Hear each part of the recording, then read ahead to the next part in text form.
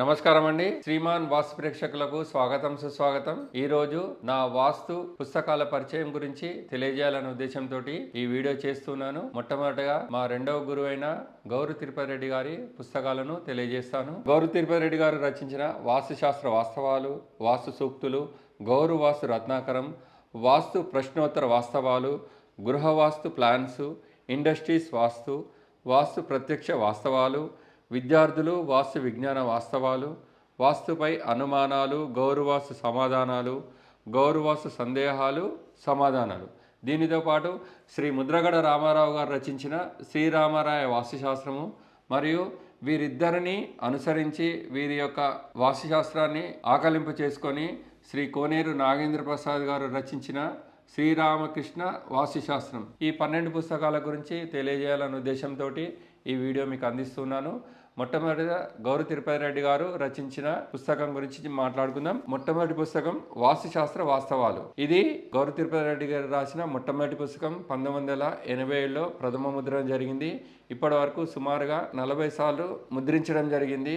ఈ పుస్తకం ద్వారానే ఈ రోజు ఆధునిక వాస్తుశాస్త్రం అనేది మన అందరికీ అందుబాటులోకి వచ్చింది. ఈ పుస్తకాన్ని ప్రతి ఒక్క వాస్తు తెలుసుకోవాలని ఉన్న ప్రతి ఒక్కరూ ఈ పుస్తకాన్ని చదవండి. దీంట్లో క్లియర్ గా రాశారు. ఈ పుస్తకం రాసే ముందు గౌరు తిరుపతి రెడ్డి గారు స్వరాజ్ మజ్దా తీసుకొని 10 మంది కలిసి భారతదేశం అంతటా తిరిగి వారికి వచ్చిన వాస్తు యొక్క విజ్ఞానాన్ని ఇందులో పొందుపరచడం జరిగింది. దాంతో పాటుగా వాస్తులో ఉన్న బేసిక్స్ నుంచి అడ్వాన్స్ వరకు కూడా దీనిలో తెలియజేయడం జరిగింది. అదేవిధంగా రెండవ పుస్తకం వాస్తు సూక్తులు. వాస్తును మరింత సులభతరం చేసి ప్రజలందరి లోపలికి వెళ్ళాలనే ఉద్దేశంతో దాన్ని సూక్తుల రూపంలో రచించారు. మరియు తేలికైన భాషలో చాలా మనసుకు హత్తుకునే విధంగా సూక్తుల రూపంలో రచించడం జరిగింది. ఆ తర్వాత గౌరు వాస్తు రత్నాకరం.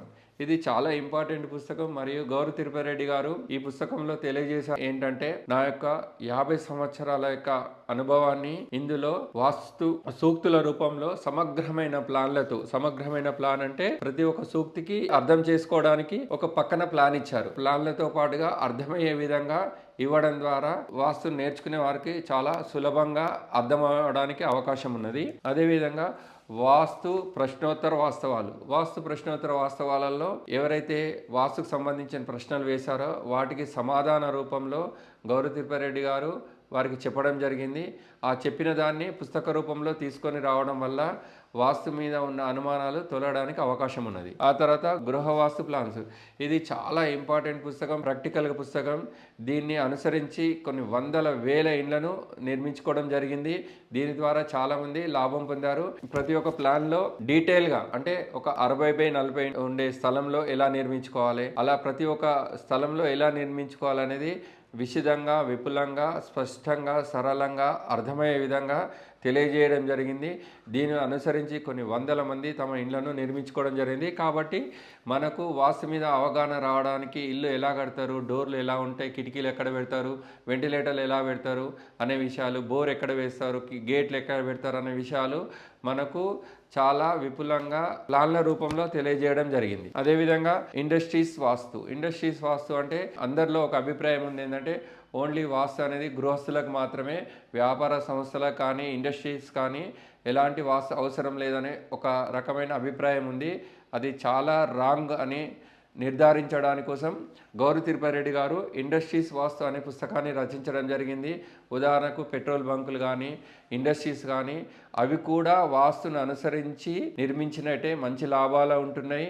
ఒకవేళ వాటిని వాస్తుకు విరుద్ధంగా నిర్మించినట్టయితే అవి మూతబడి చివరికి నష్టాలను అనుభవిస్తూ ఉన్నాయి. అదేవిధంగా వాస్తు ప్రత్యక్ష వాస్తవాలు అంటే తిరుపతి రెడ్డి గారు ఎప్పుడైతే వాస్తు మీద పరిశోధన చేసినప్పుడు ఎక్కడెక్కడ స్థలాలు వెళ్ళాడు, అక్కడ ఉన్న మ్యాప్లు, దాని యొక్క మ్యాప్లను తీసుకొని అక్కడ ఎలాంటి దోషాలు ఉన్నాయి, ఆ దోషాల వల్ల ఏం జరిగింది అనే స్పష్టంగా తెలియజేయడానికి కోసం వాస్తు ప్రత్యక్ష వాస్తవాలు అనే పుస్తకం రచించడం జరిగింది. అదేవిధంగా మన పిల్లలు చదువుకోవాలని ప్రతి ఒక్క తల్లిదండ్రులకు ఉంటుంది.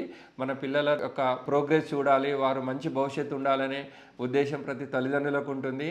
ఏవైతే మన పిల్లలు కూడా వాస్తును అనుసరించి ఏ విధంగా వాళ్ళు చదువుకుంటే వాళ్ళ చదువులో రాణిస్తారు, ముందుకు వెళ్తారనే విషయాన్ని ఆకలింపు చేసుకోవడానికి మీరు విద్యార్థులు వాస్తు విజ్ఞాన వాస్తవాలు చదవాలి. ఇంట్లో వాస్తుతో పాటుగా పిల్లలు చదివే స్కూల్ కూడా వాస్తు ప్రకారంగా ఉంటే ఎంతో తొందరగా పిల్లలు చదువులో ముందంజ వేస్తారని ప్రత్యక్షమైన అనుభవాలు. నేను కొన్ని వందల స్కూల్స్ ను చూడడం జరిగింది.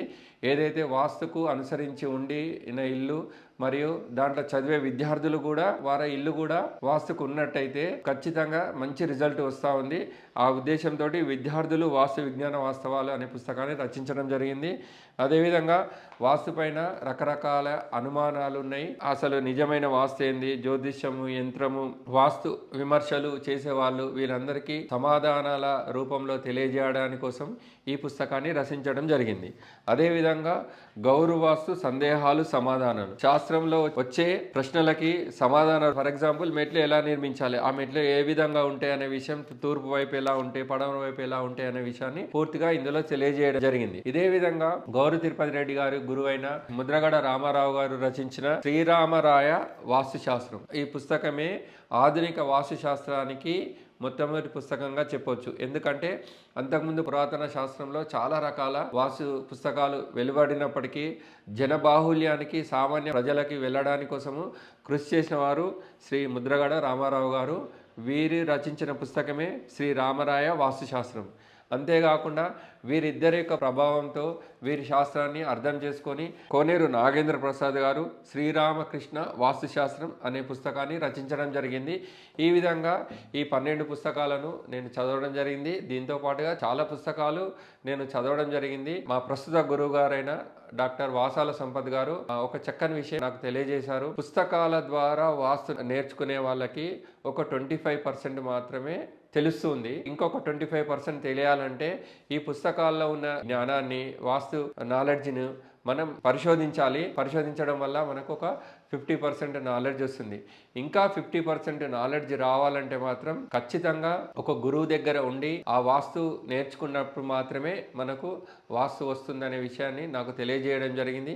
అది నేను ఒక సంవత్సరం నుంచి డాక్టర్ వాసాల సంపత్ గారితో 150 ఏళ్ల వరకు వాస్తు విజిట్స్కు వెళ్ళడం ద్వారా ప్రత్యక్ష అనుభవాన్ని నేను గడించాను. కాబట్టి ఎవరైతే వాస్తు గురించి తెలుసుకోవాలనే ఉద్దేశం ఉందో వాళ్ళు మొట్టమొదట ఈ 12 పుస్తకాలను చదివి ఆకలింపు చేసుకొని కొన్ని వందల ఇండ్లపైన పరిశోధన చేయండి. ఆ తర్వాత ఒక మంచి గురువును ఎంచుకొని ఆ గురువు ద్వారా వాస్తును ప్రత్యక్షంగా నేర్చుకోవడం ద్వారా మీకు ఈ శాస్త్రం పైన పూర్తి అవగాహన వస్తుంది. ఈ విషయాన్ని నేను నా ప్రత్యక్ష అనుభవంగా తెలియజేస్తున్నాను.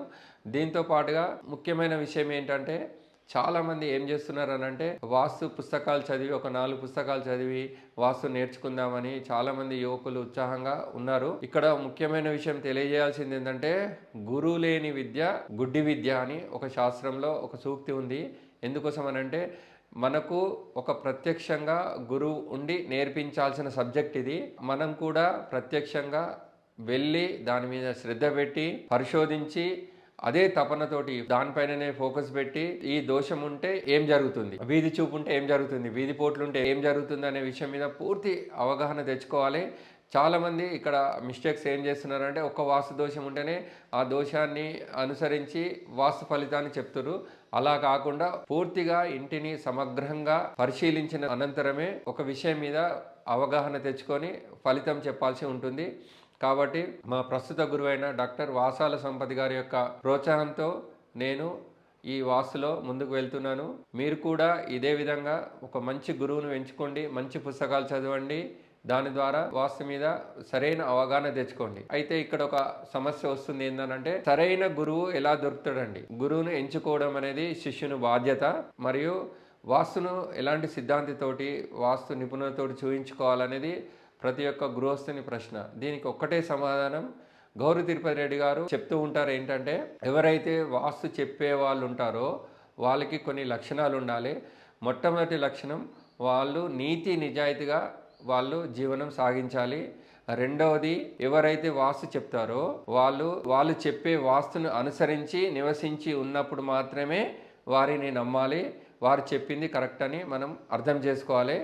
మూడవది, సమాజంలో వారికి మంచి కీర్తి ప్రతిష్టలు ఉండాలి. ఎందుకోసం అనంటే, వాళ్ళు చేసేది న్యాయం నిజాయితీగా చెప్తున్నారు కాబట్టి వాళ్ళకి ఆటోమేటిక్గా సంఘంలో పేరు ప్రతిష్టలు, కీర్తి ఆటోమేటిక్గా వస్తుంది. నాలుగోది ముఖ్యమైనది, ఆర్థికంగా అన్ని రకాలుగా అతను మంచి స్థితిలో ఉండాలి. ఎందుకోసం అనంటే మనం వాస్తును నమ్మి చేసినప్పుడు మన జీవితం మారుతుంది, మనం ఆర్థికంగా ఆరోగ్యంగా మంచి బాగుపడతామనే ఉద్దేశంతో మనం ఈ వాస్తును అనుసరిస్తూ ఉన్నాము.